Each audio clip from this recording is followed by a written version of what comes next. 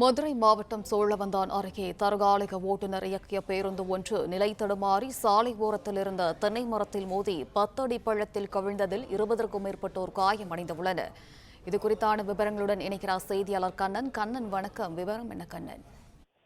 மதுரை மாவட்டம் சோழவந்தான் அருகில் உள்ள திருவேடகம் பள்ளிவாசல் அருகே சோழவந்தான் அரசு பணிமனையிலிருந்து தற்காலிக ஓட்டுநராக பணிபுரிந்து வரும் பிரேம்குமார் மதுரை அண்ணா நிலையம் செல்லும் பேருந்தை இயக்கி வந்தார். நாச்சிகுளம் கிராமத்தில் இருந்து மதுரை அண்ணா நிலையம் நோக்கி சென்று கொண்டிருந்த போது திருவேடகம் பகுதி அருகே பேருந்து நிலை தடுமாறி வைகை ஆற்று கரையோரம் உள்ள 10 அடி பள்ளத்தில் தென்னை மரத்தின் மீது மோதி பலமாக மோதி விபத்துக்குள்ளானது. இதில் அரசு பேருந்தில் பயணம் செய்த 20க்கும் மேற்பட்ட பயணிகள் பலத்த காயமடைந்தனர். உடனே அங்கிருந்த பொதுமக்கள் அரசு பேருந்தில் இருந்த பயணிகளை மீட்டு 108 ஆம்புலன்ஸ் மூலம் காயமடைந்த அனைவரையும் மதுரை அரசு மருத்துவமனைக்கு அனுப்பி வைக்கப்பட்டுள்ளனர். அரசு பேருந்து தென்னை மரத்தின் மீது மோதியதால் மரம் மின்சார வயர் மீது விழுந்து சாலையில் மின்சார கம்பி விழுந்தது.